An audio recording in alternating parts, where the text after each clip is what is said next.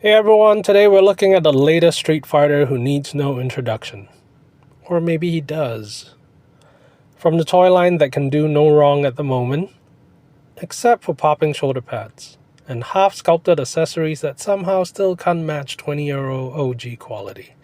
But enough jabs and jibes, let's get straight into the contents of Jada's Vega. And first up is the regular cardboard backdrop of his cage environment.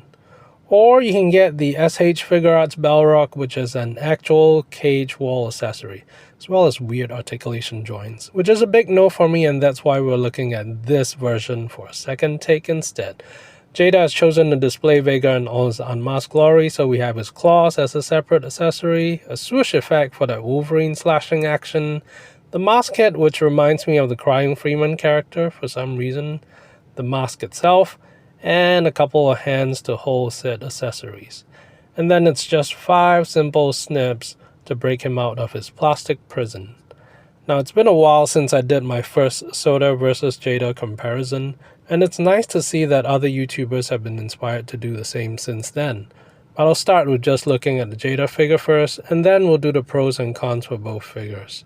First up is articulation, which has always been Jada's strong suit. And I won't drone on and on about all the smooth joints, but as usual he's got them in all the right places, and the cut lines are all nicely sculpted, which means he can get into most poses without looking awkward. His hairpiece is very squishy material, so it definitely will not get in the way of posing and motion. He's also got the good old butterfly joints to help stretch those arms and pectoral muscles into great fighting poses. But the thin claws are made of a stiff plastic, so I'm going to switch that out to a regular hand so that I don't break anything in my clumsy posing. And then, like the other Vega / M Bison, he's got posable wired soft goods. I've seen some online chatter about people not liking the look of the waist sash, but for me personally, I really like the look and feel of it. He's also got some kind of a slightly pliable C-clamp belt loop thingy to keep the sash in place. But I've said it before, I'm not a super passionate Street Fighter fan, so I don't know if this is true to intentional design or whether something broke off on my figure. So if you pose him with waist clipping flight stands, just be careful with that. The sash knot also looks removable, but I'm not going to bother fussing with mine. And then there's my old bugbear, thigh cuts, which break up the pen stripes when rotated, but the hip joints, double joint elbows, and knees all feel snug with good resistance.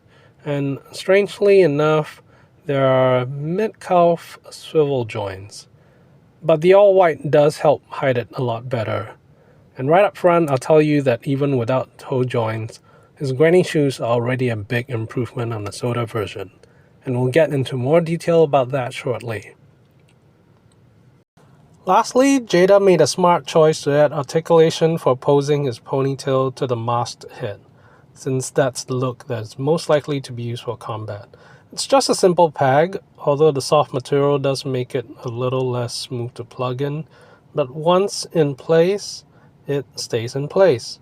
I like the design choice here, which is much better than what SH Figure Arts tried to do with theirs. Next up are the accessories. So the face mask material is super soft, really squishy, and very stretchable. But if you're thinking of slipping it over the unmasked head, it's not gonna work.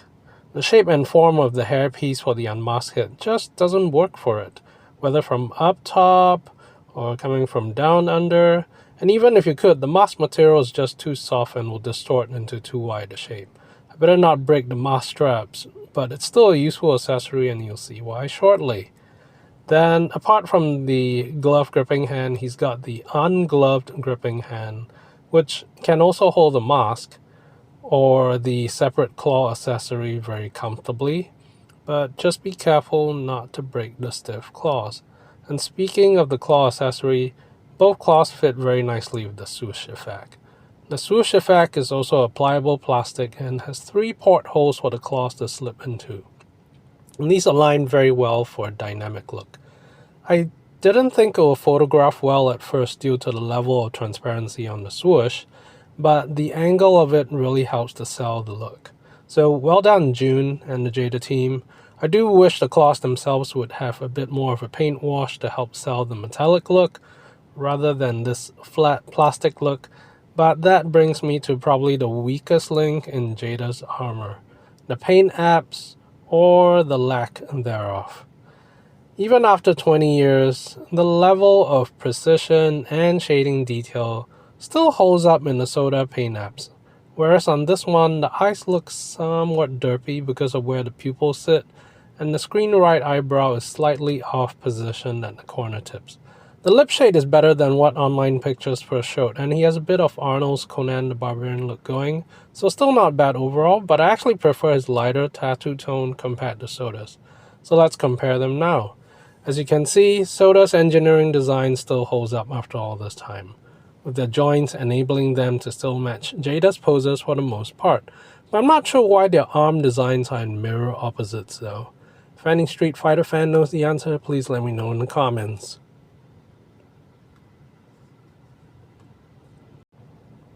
Aesthetically, the Jada silhouette may be shorter, but has a more muscular, barrel-chested look, while the lankier SOTA design has great attention to detail with the pants and sash wrinkles. And again, sharper paint detail on the bracers, the hair wash, the shoes. The paintwork literally has stood the test of time. Now in terms of articulation, I think the SOTA joints for the most part are still pretty tight and solid, and the plastic has a strong rigidity that feels very sturdy in hand, while retaining the pliable quality that's needed in areas like the ponytail and the waist sash, which do help to sell some of the more dynamic poses. But there is one major Achilles heel, or should I say toe, that really hurts this figure for me. And yep, right there he falls on cue. The problem lies with the way the shoe soles have been sculpted in a slight curve, and the toe joint is way too loose in this instance, while not bending much to be useful anyway, and that just creates a major stability problem that is almost a deal breaker in my opinion. Sure, he may not be in standing poses most of the time, but getting him to stay is a really frustrating experience. The other thing I don't like is the SOTA tattoo, which looks more cartoony and breaks up when rotated too far. And then we come to the accessories. The SOTA claw is a removable piece with silver blades, and I actually like this design choice better, but the fun thing is that it actually works pretty well with the swoosh effect as well. It doesn't line up quite as neatly, but I'm just thrilled that it even fits to begin with. Once you put it in and line it up in the right way, it's actually pretty amazing. And then of course there's a closed fist, which is just closed fist, but there's also an outstretched hand, of course. Just to be clear, the pack shapes for the hands are not the same length either, so no interchangeability between two figures. And then there's the rose. I mean, it's just a rose, but just look at that sculpting detail and paint sharpness for that tiny an accessory. And it fits so nicely into his hand. I guess it'll fit in the Jada hand too, since it's stretched the same way.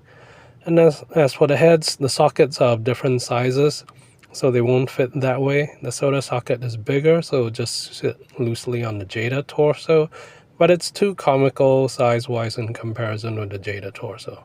And of course, the Jada head won't even sit on the SOTA torso. But remember that super soft Jada mask? It actually can fit just about right onto the SOTA unmasked head, which makes for even more cool display options. So that was a really nice surprise that I was not counting on, but I just love how it fits right over. Now, I actually didn't pre-order this guy after seeing the online pictures, and I'm glad I was able to pick him up just because I think cherry-picking your way through this line is probably the best way to go. There are definitely some SOTA or Storm figures that work out better for me, But Jada accessories and articulation definitely help fill gaps in the Street Fighter lineup, and for that reason, the SOTA version gets knocked down this time. Hope you all enjoyed this, and if so, please do hit the like and subscribe. Thanks!